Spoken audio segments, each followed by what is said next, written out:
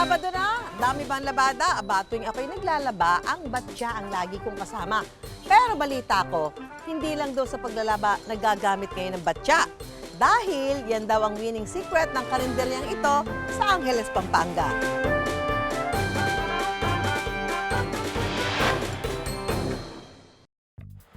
Manyaman na ulam baka mo, sagot yan ng kabali nating si Emilia. Ang dinarayo ng kanyang mga suki sa karinderya niya sa Angeles sa Pampanga, ang mga lutong ulam niyang batya-batya. Hindi ko man sinasadya yun. Kasi nga yung bahay namin, maliit lang. Ngayon, hindi ko alam kung paano ko sosolusyonan. Kasi ang daming magagamit ng planggana sa isang putahe. Ang ginawa ko, may isang bakante na panlaba ko yun stainless. Pinakalinis ko siya, tapos doon ko nilagay. Ay, sabi ko, kasya pala. Sabi mo, nung araw na yun, bumili agad ako pagkatapos ng tinda ko ng maraming batya. 37 years and counting na raw ang negosyong karinderya ni Emilia. Nama na raw niya ang galing sa pagluluto sa kanyang ina. Kasi pag nagluluto siya, tinitingnan ko talaga siya. Mahilig kasi ako sa pagluluto. Yun, doon ko namana sa nanay ko. Mura lang ng, kulang ko, 100, ganun. Yung nag-start ako. Minsan wala man 100. Mura kasi ang bilihin noon. Para tipid daw sa kasangkapan, sa batya niya naisipang ilagay ang mga panindang ulam.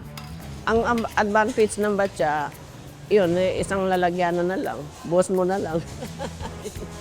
Maraming ginagamit na planggana kung buhos mo dyan, di isa na lang, isang puta.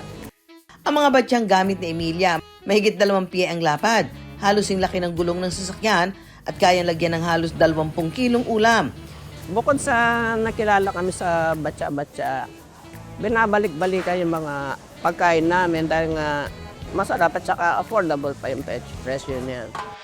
Ilan sa kanilang bestsellers ang pork sisig, crispy lechong kawali, kalderetang spare ribs, beef, lengua at lechon paksiw.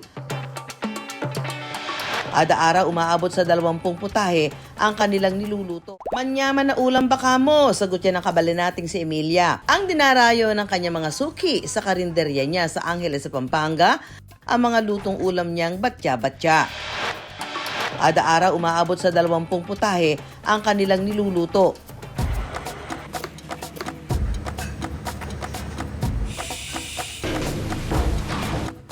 Alas 3 pa lang ng umaga, ginagayak na ang mga rekado para sa 500 kilo ng karning kanilang inihanda kada araw. Pagsapit ng alas 5, magsisimula na silang magluto. Ang mga kalan halos di nauubusan ng nakasalang.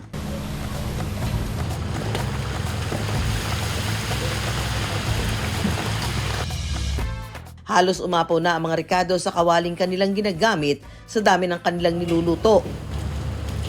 Kapag luto na ang ulam, pwede nang isalin sa mga batya para itinda. Alas 6 pa lang raw ng umaga, may nag-aabang na silang customer.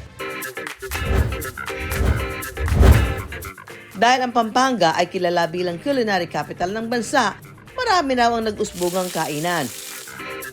Hindi raw naging madali kay Emilia na makipagsabayan, kaya kailangang doble kayod siya. Saka mahilig ako mag-research noon sa mga cooking book. Tapos hanggang natuto na ako. Ako na po ang gumagawa ng ibang putay. Ako na nag-iiba. Sobrang mahirap talaga. Minsan 1 oras lang ang tulog ko. Kasi wala naman akong katulong. Ako lang mag-isa. Para bang dumaan ka sa butas ng karayo bago ka makarating ng ganyan. Malaking pasasalamat raw ni Emilia na katulong na niya sa negosyo ang kanyang panganay na anak bilang head cook. Siguro po na nakuha yung panlasa ng mga customer, yung mga tao na gustuhan nila. Kaya bumabalik po sila, nakuha ng dumami ng mga suko. Basta gusto niyo po yung ginagawa niyo. Pagod lang, pag tinulog, okay ta. Nakikita niya kasi noon na yung bang pagod ko. Kasi hindi ko napapansin, dumadami na pala. Ayun, nag-aaral pa siya noon. Nag-graduate siya ng college. Siya ang kusa magpaturo sa akin. Yun, doon nag-start yun. Mas maraming putahe na rin daw ang naluluto nila ngayon. Patok na patok naman sa mga customer ang batya-batyang ulam ni Emilia. Maganda kasi kung makikita mo, di ba, batya, ang daming pagkain, marami ka pagpipilian, tapos masarap ka. Yung batya concept, magluluto pa siguro isang beses, dalawang beses sa isang araw, yung sangkap niya consistent at saka yung lasa. Dati pang take-out lang ang mga ulam ni Emilia, ngayon meron na siyang branch na may dine-in area. Marami yung na gusto kong kumain na naghahanap ng dine-in. Karamihan ng mga customer namin doon sa Santa Fe dati. Ang batya-batyang ulam ni Emilia kumikita ng 5,000 hanggang 8,000 piso kada araw. Mabibili ang kanilang ulam sa halagang 45 hanggang 100 pesos. Napakasaya ko po kasi nga ang daming nabigyan ng trabaho. Mga kapatid, mga workers ko, yan. Masaya po ako sa ginagawa. Kasi lahat sila nananatili sa amin.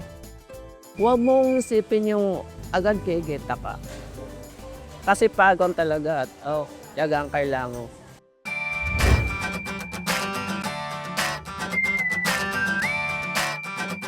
Minsan, ang praktikal na desisyon sa negosyo, pumapatok pang gimmick at nagiging daan ng lalong pagsikat.